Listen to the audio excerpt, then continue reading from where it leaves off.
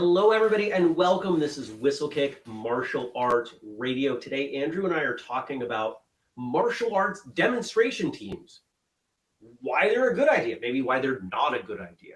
The ups, the downs, the pros, the cons, the bitter truth. Probably not that part. But stick around, it will be a good conversation, maybe even a great one.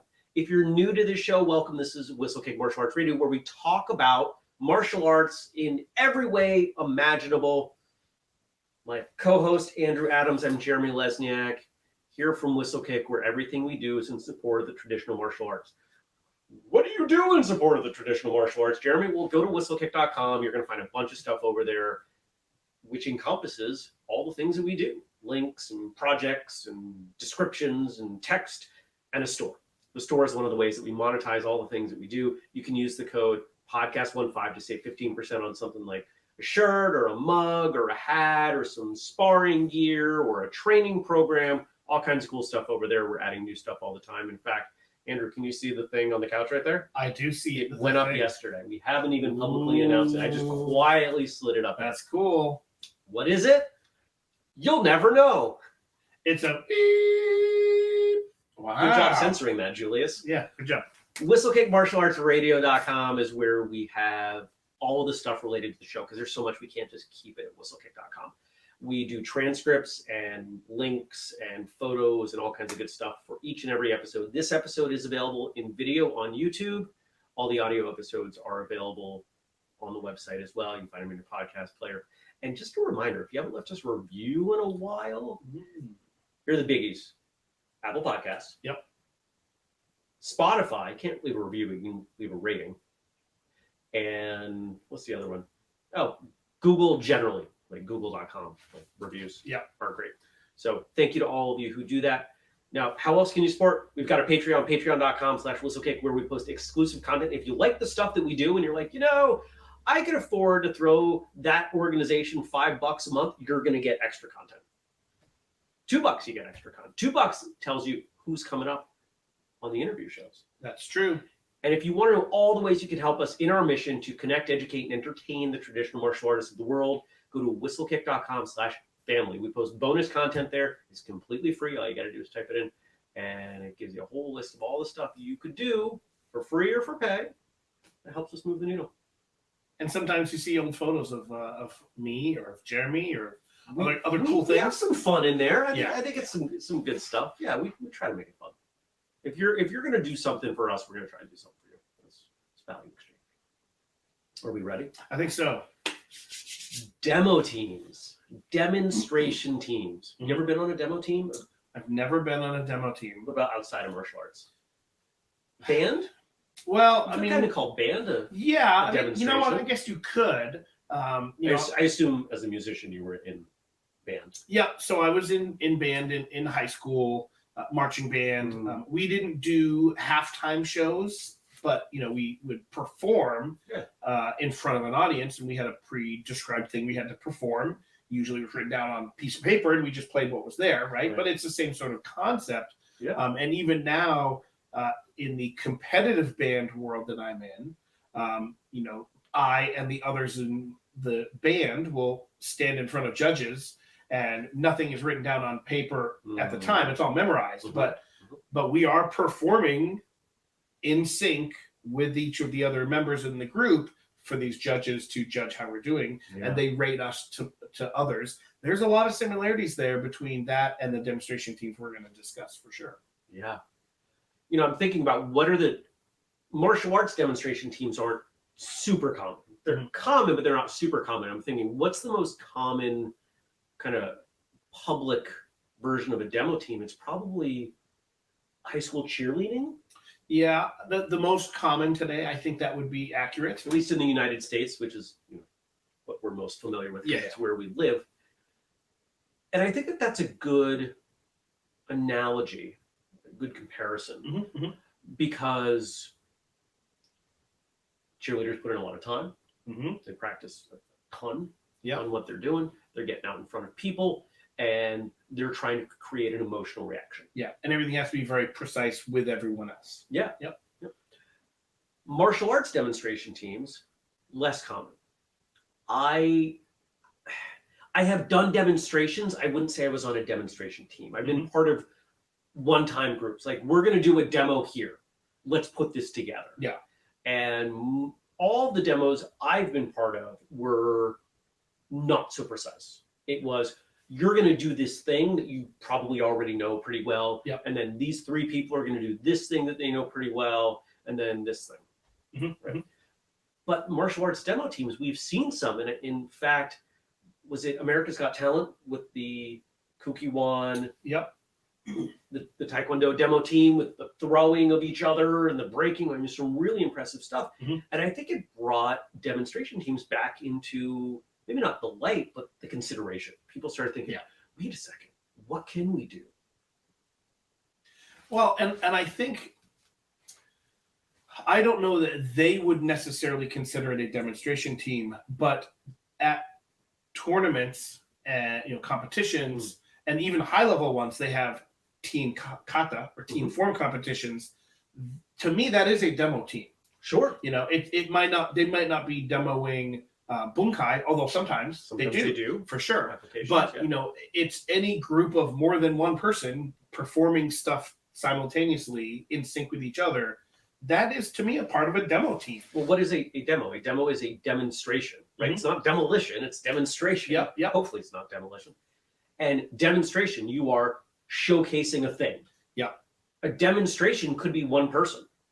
Yeah, it could be, but when we talk about it, right, when Yeah. we talk about it as it in the context of martial arts, we don't usually think of it, even if we don't use the word team, we're thinking about a group. Yeah. And then we add the word team, and now it really does have to be. When I think of a team, a demonstration team, I'm thinking of something that's not a one-on-one. Yeah, fair enough. Yep. Although even at these tournaments where maybe three people do the same form at the same time, they probably have been practicing that to do it at other tournaments as well, as opposed to we're having a seminar next weekend and I want the 3 of you to demo this form together for the people that are there. Like that's kind of a one-off. Yep. Like that isn't something that they're working towards doing multiple times throughout the year. Yeah. When I think of a demonstration team, and this isn't the only way it could manifest, I'm envisioning a group of people training together routinely. They're competing. They are being scored in some way. And the boundaries of what typically happens in a martial arts of competition blur, right? So even if we have, whether we have individual forms demonstration or weapons or even, synchronized multiple person, even if it's application, if we're talking about that kind of style, it does follow a kind of a similar, stylistically, it's similar, right? Yeah, You're going to see people get up and that person did a form, this person does a form, this person does a form. But in team demos, you tend to have music and sometimes, there's some gymnastics movements. Sometimes, and weapons are getting tossed back and forth. Sometimes there's some acting, right? Some fight scenes, choreography. Somebody gets punched and they go flying through the air in a way that you would not have in a typical traditional, quote unquote, setting. And the piece that I mentioned earlier, I think is a big part of it, with the goal of creating an emotional reaction. Joy, humor, sadness, right? Some of the best demos I've seen feel like a story. We've talked on this show that forms, when done well, tell a story. But this is the next level of storytelling, because instead of having to gently suggest it and leave the audience to interpret it themselves, it's more of it's given to them in kind of like watching a live movie. Yeah, that makes sense. But they don't have to either. Nope. Like that, I'm thinking of some of the high level team form competitions. They're just doing the form incredibly precisely, the same way. It isn't necessarily, I don't feel like they're trying to give an emotion so much as just perform the kata the best they can for the judges. Sure. One of the things that we talk about on this show routinely is that we're not the arbiters of what the definition of a thing is. So, but I think in order to move forward, we kind of have to narrow up at least a little bit. Yeah. Yep. And for me, it's focusing on the team part. Mm-hmm. The more I underscore that word, the more what I'm imagining, and I suspect what you're imagining, and most of the listeners or viewers are likely imagining, I think we get closer to a common definition. I agree. So let's talk about that. Let's talk about the team side of it. Yeah. My favorite thing about schools that offer demo teams is that demographically, it tends to be the teenagers, which we know is a demographic that tends to fall out most commonly. And the schools that I know that have the most participation of teen students have a team. Interesting. And I hadn't thought of that. And does that hold true for you? I mean, I don't have a ton of experience with this subject, to be honest. I really don't. I'm mostly coming at it from an outsider's standpoint because I haven't been a part of it, which makes this episode really interesting because you have a little more knowledge on that area than I don't. But that being mostly teens makes sense because what is likely the number one reason why teenagers leave martial arts, they get involved in some other team. Right. They want to work. Inherently, often teenagers want to work with other teenagers. They're trying to carve out their place in a social structure, and it's really hard to do that in a solo pursuit. Correct. And so, having a demo team really does give them an option to check both of those boxes. Yep. And so I hadn't thought of that, but it makes complete sense that it gives them that outlet to be able to do something together with their peers. That's really cool. Now, of course, it doesn't have to be. I've seen plenty of demo teams that have a broader age range, and I'm thinking of a demo team right now that I've watched, and it's exclusively adults and really nice stuff, right?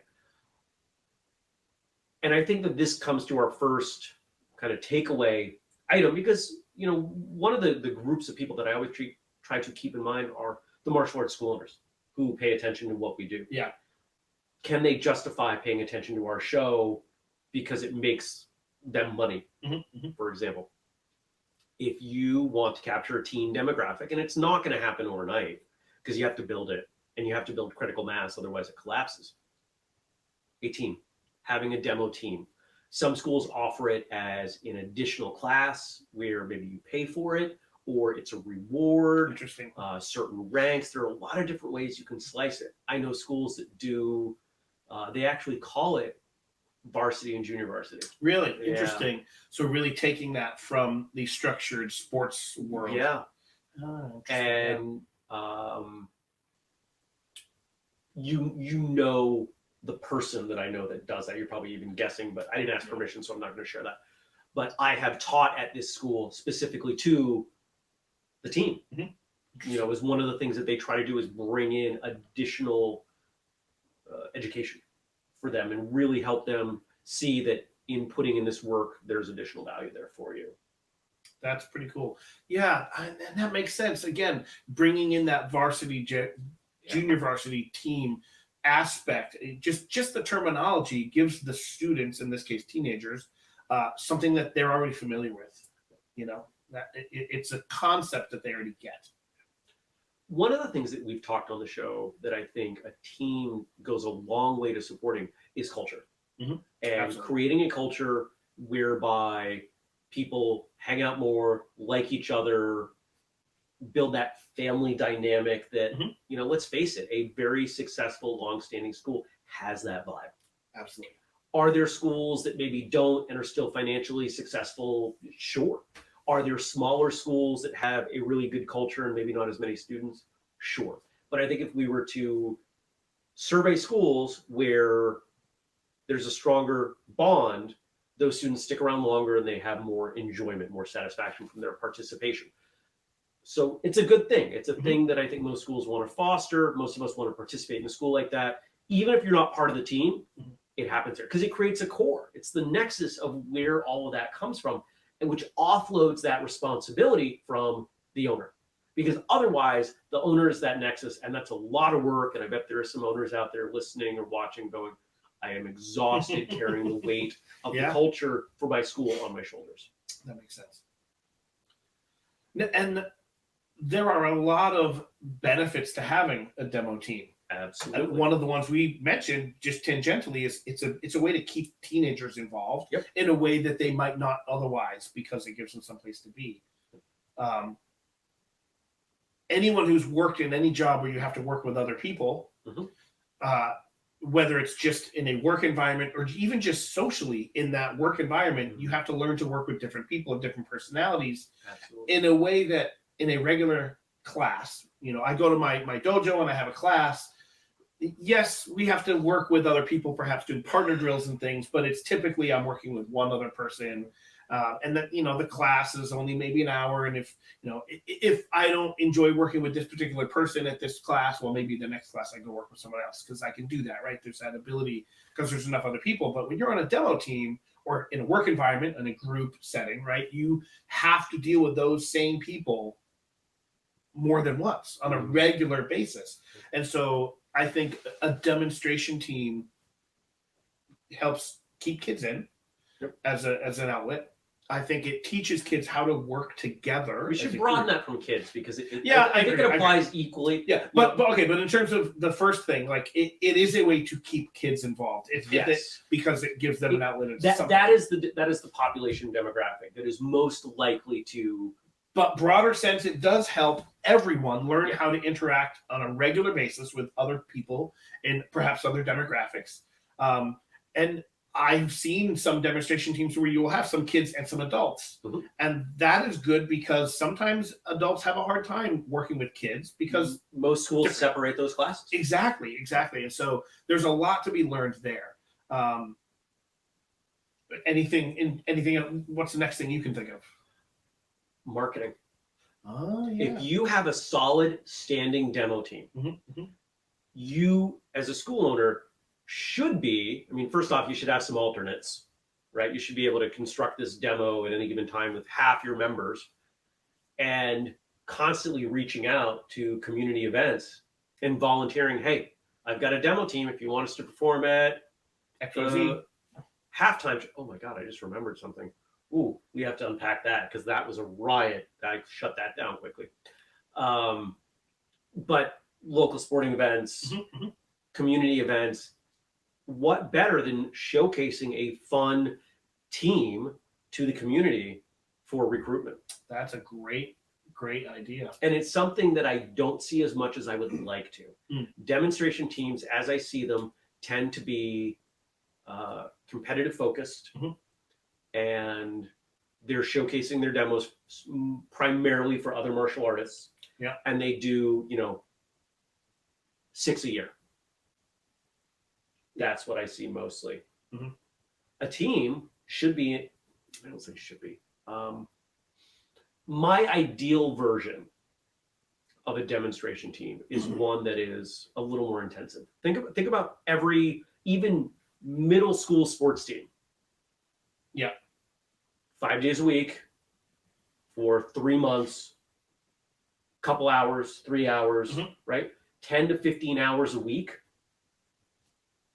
So to have a team that gets together 1 or 2 hours a week, right? Like it's not too much. Yeah. And if it is too much, then the people saying that aren't the right people. Here's a story I was thinking about. So a few years ago, Whistlekick sponsored a competitive team. It was not a demonstration team. But they were all just individuals. Yeah. Okay. I was contacted, and I forget how this happened. Person out there who made this connection may be watching or listening, and maybe will remind me. We were given the opportunity to have a demonstration at a Globetrotters event. Our own cool. Globetrotters at halftime.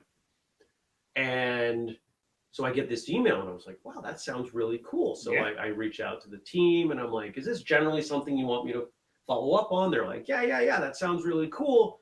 We're willing to put in the work. We're willing to put the demo together. And I was willing to coach them and everything on it. So cool. So I get on the phone with somebody. There was a minimum number of tickets we had to sell, and it wasn't a small number. Interesting. So basically we had to pay to do the demo. And if we didn't cover the number of tickets, we had to pay. We had to buy them. You had to buy those tickets. And I was like, I don't think you understand the caliber of martial artists that you're talking to. No. Yeah. So thank you. No, thank you. Interesting. And they reached out one more time a few weeks later, and I was like, again, you're not getting it. These are some internationally competitive, high-ranking, very skilled individuals. In some ways, they're the Harlem Globetrotters of. Yeah, let's remember everybody. Region, right. I did not say this, but there was a bit of defensiveness in me, and what I was thinking was, none of your people made it to the NBA. My people could still go to the big show and everything. Compete at that level. Yeah, that's fun. They haven't washed out. Interesting.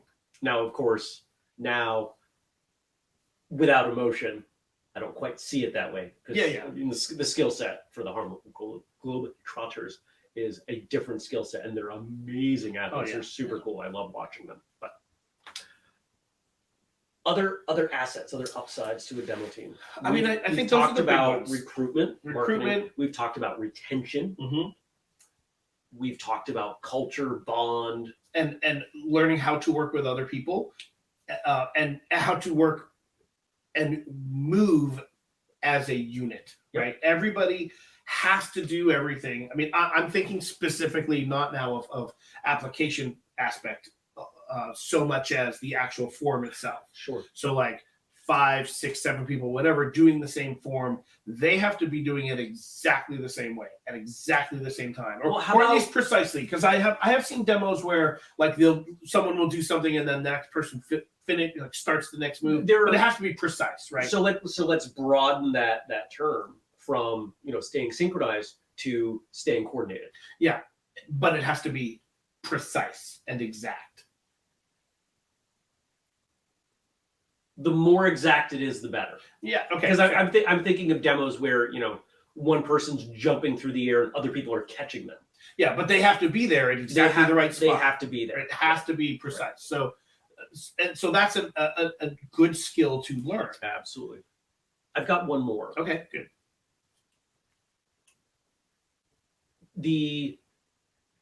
We're often conditioned as martial artists that we're training for certain things. We're training for combat, for self-defense, right? Yeah.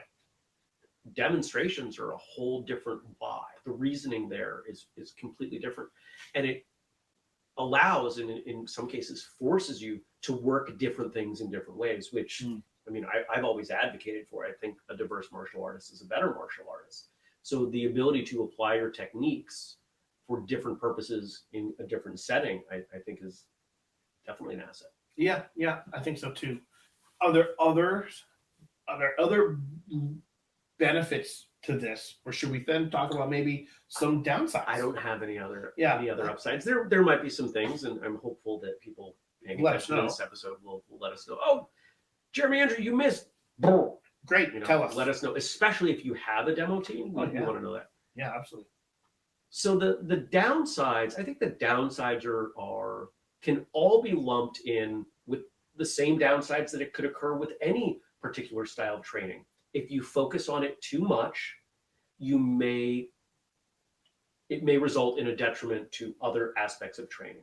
If the demonstration team becomes the focus of the school, then people who aren't part of the demonstration team may get left out. Yeah. If the demonstration team is the focus of class curriculum, then it may result in martial artists not being as well-rounded. They may lose track of, this form, or forms in general, or self-defense, or sparring, or whatever. Yep.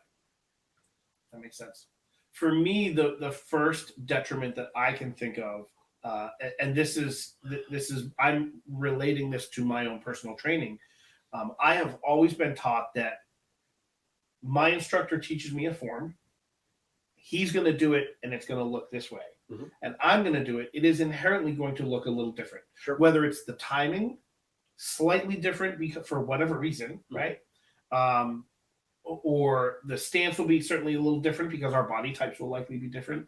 And I think one argument could be made that having 5 people perform a form the exact same way loses some of that individuality of making the form their own and performing it in a way that makes sense for them or for their body type or whatever. And the timing is the biggest one for me that I can think of. That, doing a form where it's move, move, move, move, move, move. That's the easiest way to make 5 people do it the same way. Mhm. But is that the way that makes the most sense to do that form? And maybe in some forms it is, right? And some styles do their forms like that, Yep. and that's okay. But I think losing that individuality of move, move, move, slight pause. This next move is maybe a little slower. Move, move, move. Like if everybody does it exactly the same way, even if they did it the way I just showed them, it might make more sense for them to do it slightly differently and then use that. Let me try saying it a different way. See if you agree.